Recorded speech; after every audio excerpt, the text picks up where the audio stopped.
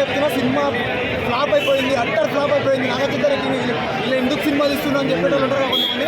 ఇలాంటి కథ చెప్ప మీద ఉంటున్నట్టు అనిపించింది ఆ సినిమా.